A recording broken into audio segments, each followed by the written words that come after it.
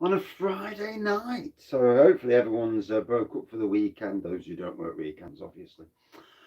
Tonight I'm reviewing the Evil Dog that I brewed the other week, a triple IPA, over 11%. So Evil Dog is a homebrew kit by Bulldog that I've seen people, even without adding sugar, I've seen them come out even as high as 9%.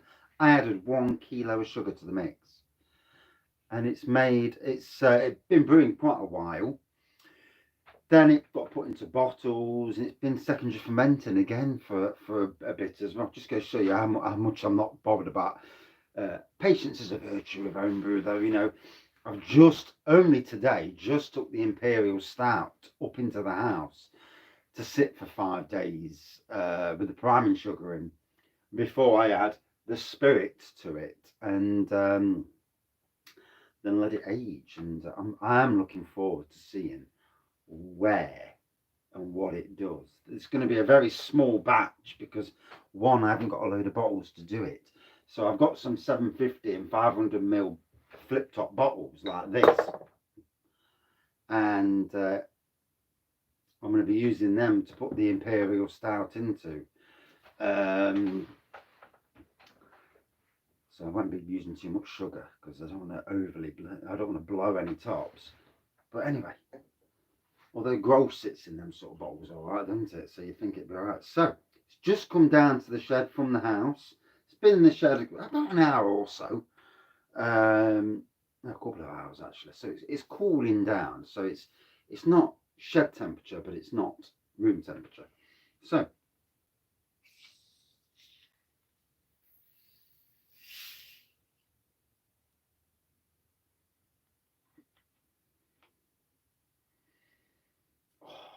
and say it's homebrew.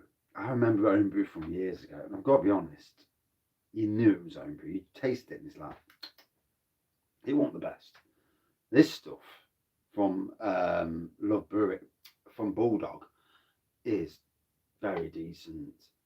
So yeah, it came out at 11%.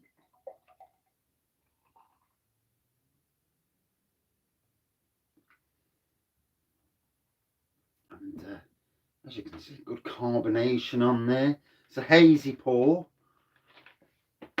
That might be because it's sat down. So I'll leave that there because I may tap into that later for an additional beverage. And as you can see, the Wraggy's glass stands out reasonably well. Not brilliantly well, but reasonably. It stands out a lot better when you look at it, but I think it's when you get closer to the camera. So as we can see, it is hazy. It's colour wise, you won't call it orange, but you coppery colour. Yeah, obviously centimetre and a bit of white head. Hoppy, tropical flavours. Now, like I say with this, with the Evil Dog, you can, if you want, use it as a base beer. So as a base beer. And then when you add in the hops, the dry, when you put the dry hops in the tea bags, they're much better than that palaver I had with the Imperial Stout. I'm going to have to get one of these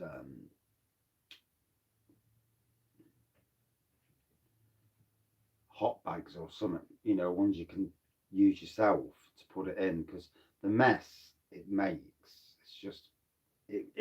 it's a struggle getting all the beer out without getting lots and lots and lots of blooming sediment. But yeah, it looks good. Nice carbonation. Like I say, the head, the beer just smells like other proper commercial brews. I mean, I've drank enough to know that. But yeah, I'm happy with that. It's turned out pretty damn blooming well. Right, cheers up.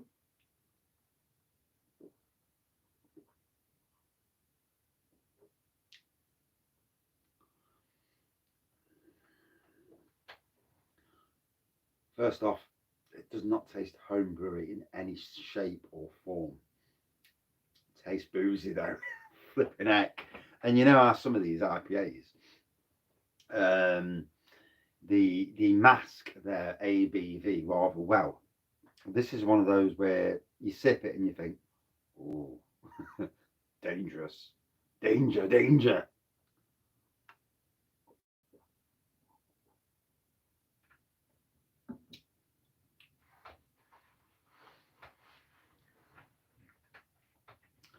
Yeah, so nice tropical flavours coming from it. Um, Gotta be honest, I'm not picking out which tropical flavours are, but I can tell it's tropical. I can't remember the hops that went in. I do tend to brew. I do want to brew it again and have a look at recipes and maybe chuck in Sabro for and just out of curiosity, chuck some big hops in and to see what we get. It's as close to grain brewing in a fashion as you're going to get without actually grain brewing, but just doing the old-fashioned homebrew way. This year, I do want to go down the grain brewing route. Ball in a bag though. I'm not going down the full route because I can't afford it. And obviously, fermentation side of things, I've got all the vessels. I've got absolutely tons of fermentation vessels, so that's not a problem for me. And I've got 3 barrels as well, so my capacity to brew is actually quite decent. I've got 120 pints in the 3 barrels, and then 1, 2, 3, 4 fermentation vessels. So it's not like I'm going to be stretched to the limit any day soon. I am tending to use the barrels now to put wine in the barrels and just have wine in them, because one, it's a lot less hassle than bloody heck keep opening up bottles, and two, the wine lasts really, really well. I've had no issues with wine, red wine at least. I haven't done white, so that'll be an interesting thing. Obviously, summer months are coming, and like most people, I use our garden quite a bit in the summer. We live in we've got good neighbours to be fair, and we live in a pretty decent area, you know. We're not overlooked, so we can, but not too much at least. Um, and so the hot tub room, the beer room. I mean, the beer room looks amazing at the moment. I'm so pleased. I've got a shed load of bottles to clean out, mind you. But yeah, I'm so pleased with the beer room and how it's developed, and we all got hobbies, haven't we? And we all do what we do to carry on. But in any case, yeah, really enjoying this. If anybody watching who's thinking of doing the same with and I would say that the Wilco's core kits, like their IPA and that, they're interesting kits also to play around with. You're not going to get the same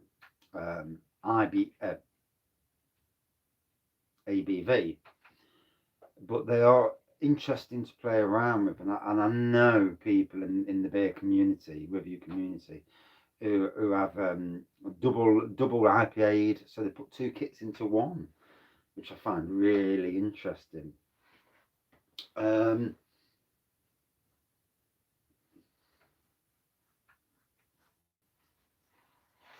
and at the end of next month, I'm going to be brewing again. I'm giving it a bit of a hiatus in between brews, primarily because of money. I'm honest.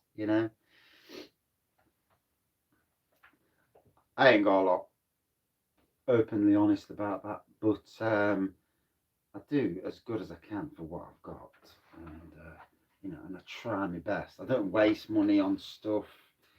Um, I ain't got the money to waste, so there's no point wasting it. But you know, obviously buying the beers. Some of these beers, there's a beer over there that's been nearly a year and a half. That's well out of date now. But for the majority, most of these beers are all from birthdays and Christmas. So and the odd beer haul that I've done. So it looks a lot, but in the grand scheme of things, that's why I do homebrew as well.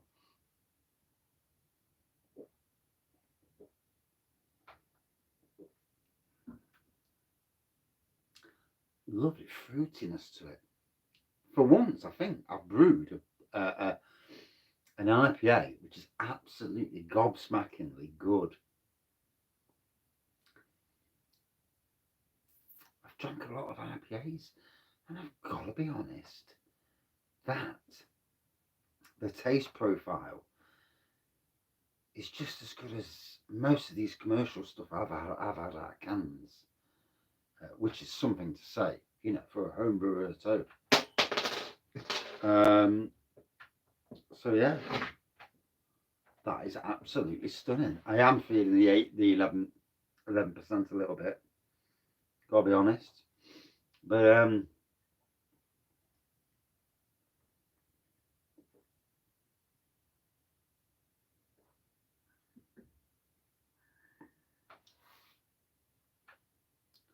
oh, that is a beautiful beer. Oh. Gotta say,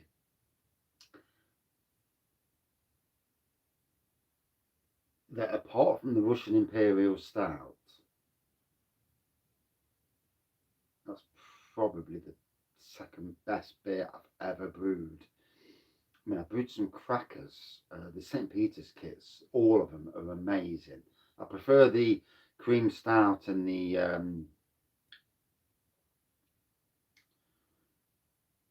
honey porter. I just wish they'd make a plum porter kit. I really do. St. Peter's. Or their Christmas ale. Oh, that would be some amazing kit. And their winter ale as well. There's 3 kits there that would be an amazing addition to their beer range. And I think it's amazing about these companies that are going down this route. Local to me, Brew Day, they're doing grain kits, but with beers from local companies, local beers. So like Bang the Elephant, Neon Raptor, Lenton Lane, to name but 3. And that also is very interesting if you're a grain brewer.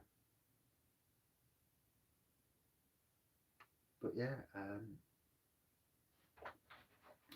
it's nice to take your mind off the outside world at times. Trust me, too much negativity in the world. Blooming idiots in charge of countries.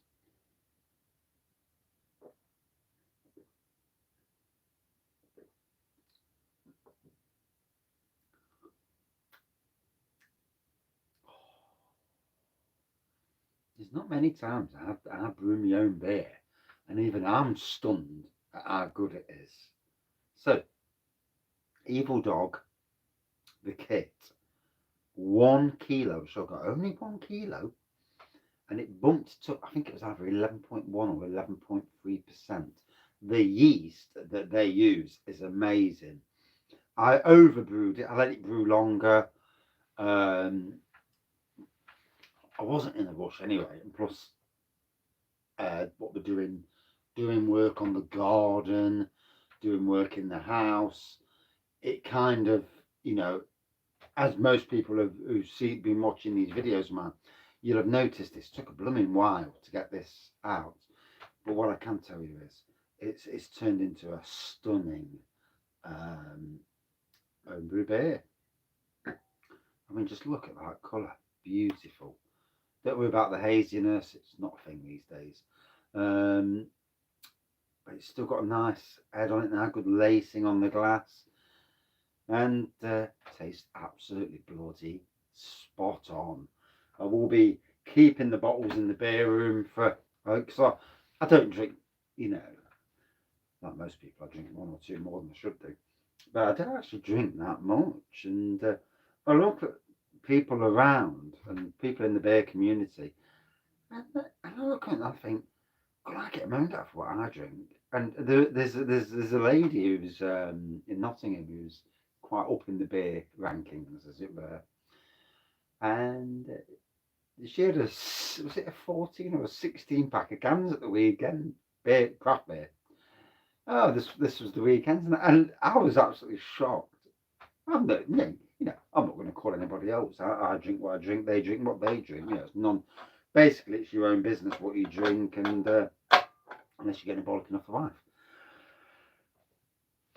Really happy with that. That's a stunning beer. I'm gobsmacked at how good it's turned out. I'm really interested to see how the Imperial Stout's going to turn out, because for me, if any one of my what should we call it? I can't think of the bloody word now. Trials. Yeah, there's a better word, but if any one of my trials with the Imperial Stout work, then I'll do a full brew and get more bottles of whatever spirit and just chuck the blooming spirit in, and jobs are good. And I have got an idea to get the Easter brew again, and this time add chilies to it. Get a load of chili and add chili. Chili will give that bit of fire, a bit like ginger, but in a different way. There's already enough chocolate in the mix. Again, probably up the ABV slightly, another kilo or 2 kilos of sugar, and it'll be interesting. Always wanting to play. So, as you can see, lovely colour on this. It looks, even now it smells amazing. Boozy, hoppy, tropical. Not a whiff of homebrew about it.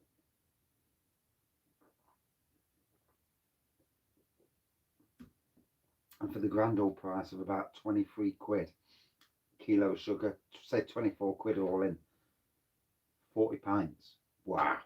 Now that, if I'm going to review it out of 5, I'll give it a good 4.65. Stunning. Cheers all.